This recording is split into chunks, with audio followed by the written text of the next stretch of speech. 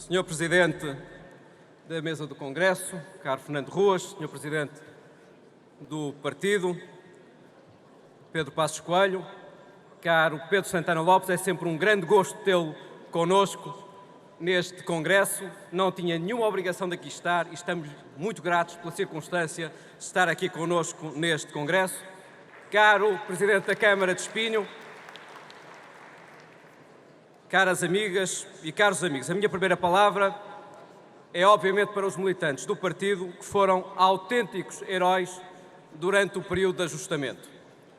Muitas vezes, no exterior, comunicação social, os nossos adversários não valorizam o papel dos militantes dos partidos. Foram aqueles que nos momentos mais difíceis não fizeram aquilo que era mais fácil, desconversando, mas que tiveram um papel de dupla provedoria, defendendo os portugueses junto do PSD e defendendo o PSD junto dos portugueses. A segunda palavra é para os nossos adversários. É uma questão de simpatia. Durante os últimos 5 meses fizeram um género de congresso virtual do PSD, com conselhos, advertências, palavras amigas. E eu acho que é justo devolvermos aos nossos adversários, em especial ao Partido Socialista, alguns dos conselhos que nos foram sendo dirigidos, desmontando algumas dessas abordagens. Primeiro conselho ou advertência. O PSD não pode nunca referir-se ao governo de José Sócrates no debate político, porque isso significa uma interferência inaceitável da política. Nós percebemos bem a intenção. Quando metade do governo atual participou ativamente nesses 6 anos da governação socialista, despesista, que nos levou à pré-bancarrota, eu percebo bem a intenção que têm de apagar isso do seu CV. Mas não contem com o PSD para branquear essa atitude. Para isso estão lá o Bloco de Esquerda, o PCP e o Partido Ecologista, os verdes, que trocaram convicções por um prato de lentilhas. Segundo conselho ou advertência. O PSD não pode voltar a falar do método de constituição deste governo, porque isso se revela ressabiamente. Também percebemos bem a intenção. Tendo o atual governo sido constituído a partir de uma solução fraudulenta do governo, o ideal seria que nunca mais se falasse no assunto. Não é por ser constitucionalmente legítima que uma solução preenche os melhores padrões éticos. Esse é para nós um assunto arrumado e não tem que se preocupar connosco. Mas devo dizer que me parece uma atitude um pouco desesperada e o seu êxito nem sequer depende da circunstância do PSD se referir ou não a esse assunto. É uma questão identitária e inultrapassável. Alguém consegue apagar o ADN ou manipular geneticamente os cromossomas desta coligação do Partido Socialista com a esquerda radical e populista? Terceiro conselho ou advertência. O PSD tem de se reposicionar. Tem de passar a ser a esquerda da direita, ou a direita da esquerda, ou voltar a ser social-democrata. Meu Deus, tanta demagogia, tanta ignorância, tanta inconsistência doutrinária. Vamos a um tira-teimas, até porque não acredito que nesta sala exista quem sofra de qualquer crise de identidade e que confunda a consequência com a causa da austeridade. Cortar 4.000 milhões de euros nas rendas excessivas da energia e ainda assim aumentar o peso das renováveis de 45% para 62%, conseguir reduzir a dependência energética do exterior de 90% para 70%, multiplicar por 20 o número de automóveis elétricos, conseguir compatibilizar sustentabilidade com competitividade e com solidariedade, é liberal, é social-democrata ou é socialista? É social-democrata, porque socialista é gerar rendas, fazer a festa e entregar aos próximos a dívida tarifária, pensando no Estado acionista e não no Estado regulador ao serviço dos consumidores. Concretizar uma reforma das águas que salvou o setor da privatização, agregando 19 em 5 empresas do litoral e do interior, reduzindo 55% das chefias e da administração do Grupo Águas de Portugal, assegurando a sustentabilidade económico-financeira, a proteção ambiental e a coesão territorial, o que já permitiu baixar os custos aos municípios em 75% dos municípios. É liberal, é social-democrata ou é socialista? É social-democrata, porque socialista é adiar 20 anos uma reforma e, depois de feita por outros, destruí-la por revanchismo, gerando um buraco financeiro que acabará por ser pago ou com mais tarifas, ou com mais déficit tarifário, ou com mais impostos. Num período de grande restrição financeira, lançaram um programa de emergência social, proteger os portugueses com menores rendimentos de quaisquer cortes, aumentar as pensões mínimas, alargar a isenção das taxas moderadoras, aumentar em 2.000 camas para cuidados continuados, contratar mais 2.300 médicos, triplicar a tarifa social da eletricidade, criar um período de transição para a reforma do arrendamento e um subsídio de renda, concretizar o quociente familiar, reduzir o abandono escolar precoce em apenas 4 anos de 28% para 13%. É liberal, é social-democrata ou é socialista? É social-democrata, porque socialista foi falir o Estado Social, sequestrando no déficit e na dívida e depois de por outros concluído o resgate, regressar à casa partida e aplicar a solução despesista, provando que quem não aprende com os seus erros está condenado a repeti-los, como disse o Presidente do PSD.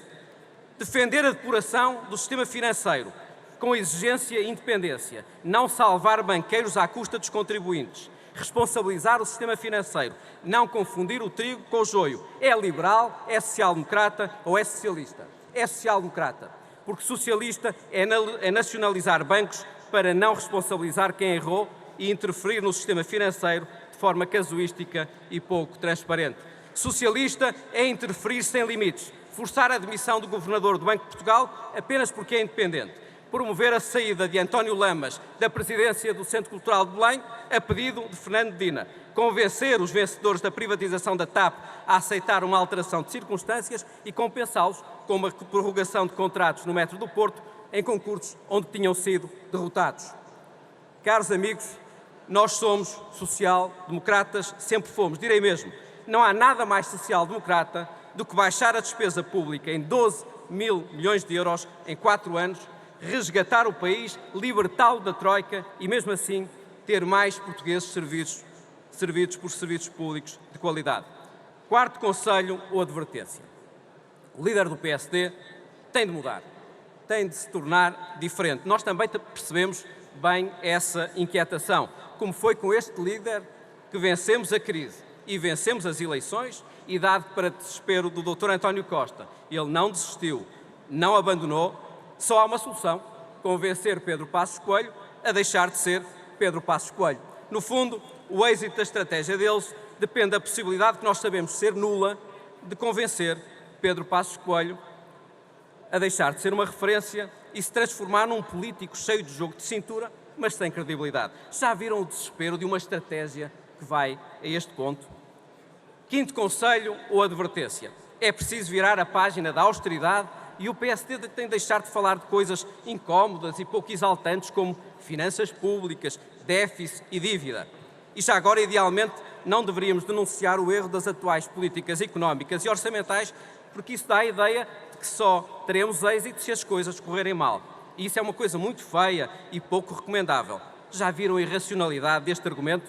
O FMI, as agências de rating, a Comissão Europeia, o Conselho de Finanças Públicas, o Conselho Económico e Social lançam alertas graves, mas o PSD deve calar-se para consentir no erro.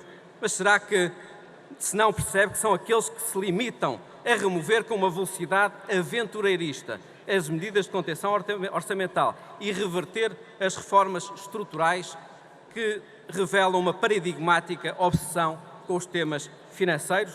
E, por outro lado, será possível projetar um horizonte de esperança que não enfrente e não supere a realidade de um país com quase 400% de dívida pública e privada? Não. O PSD não alinha neste frentismo e nesta operação de alienação e de alucinação coletivas. A esperança e a confiança conquistam-se, não se proclamam. Sexto conselho ou advertência. O PSD tem de dar esperança e dizer coisas positivas. Esperança vindo de quem vem? Não há esperança sem projeto e sem ambição, sem saber onde queremos chegar e como queremos lá chegar. Ora, este governo é um governo de mínimos e não de máximos, como se viu no Programa Nacional de Reformas, que naquilo que omite é um verdadeiro Programa Nacional de Reversões. É um governo que se limita a fazer o mínimo que lhe é concedido pelas linhas vermelhas máximas dos partidos à sua esquerda. É um governo desprovido de sentido reformista. Onde nós dizíamos que governar é reformar, eles dizem que governar é cirizar, governar é contemporizar, governar é adiar, governar é recuar, governar é reverter. É um verdadeiro governo de gestão. Em vez de, num momento de grande incerteza internacional, defender Portugal, o atual governo assumiu uma estratégia que nos colou à Grécia e nos tornou mais vulneráveis, e esta é uma atuação reprovável e imperdoável. Pelo contrário, o nosso é um projeto de esperança, porque assenta na ambição, no reformismo e no compromisso. O compromisso reformista que está em discussão neste Congresso assume uma nova ambição, tirando partido do trabalho que já fizemos, mas projetando também uma nova vaga de reformas estruturais. Nós temos uma ambição clara. Queremos colocar Portugal, no prazo de 2 legislaturas, como uma das principais referências mundiais de desenvolvimento social, económico e ambiental.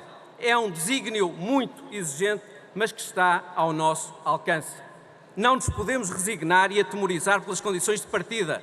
As condições de partida são relevantes porque o irrealismo é fatal, mas não determinam por si só o destino de um país. E esse temo-lo nas mãos. Temos de estar preparados para enfrentar as novas ameaças globais, mas também para tirar partido das novas oportunidades globais, como a economia verde e a revolução energética, a biotecnologia, a economia digital, a inteligência artificial, a internet das coisas, a nanotecnologia, os novos materiais. Sabemos que está ao nosso alcance vencer. Portugal tem tudo para vencer e, para isso, precisa de um compromisso reformista.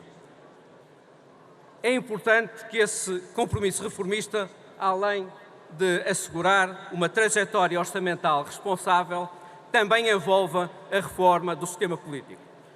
O Presidente do PSD apresentou propostas concretas para a revisão do sistema eleitoral.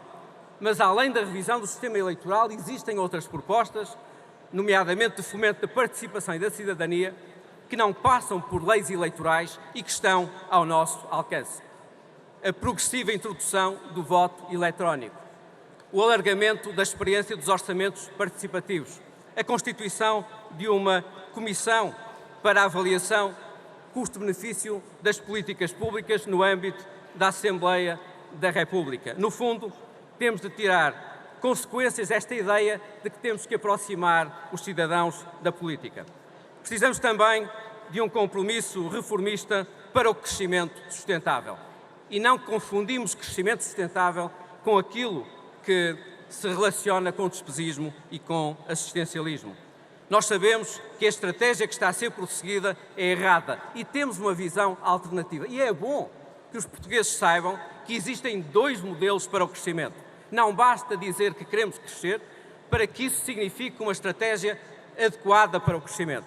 O crescimento tem de ser sustentável e, para ser sustentável, tem de, obviamente, associar à responsabilidade orçamental a criação de condições para reduzir importações, aumentar exportações, no fundo, criar todas as condições para termos investimento seletivo e reprodutivo, apostando na economia verde, na economia azul, na reindustrialização, no conhecimento e na inovação. Meus caros amigos, temos muitos e bons desafios pela frente. Queremos vencer as eleições autárquicas e, meu caro Fernando Costa, nós temos todas as condições para vencer as eleições autárquicas e não devemos nivelar essa ambição por baixo. Queremos vencer as eleições regionais nos Açores para que o Duarte Freitas, tal como o Miguel Albuquerque, lidere o governo regional. E sem pressas, temos de estar preparados para a todo momento voltar a governar com uma maioria absoluta. O futuro do Partido Socialista está cheio de passado e o nosso passado está cheio de futuro.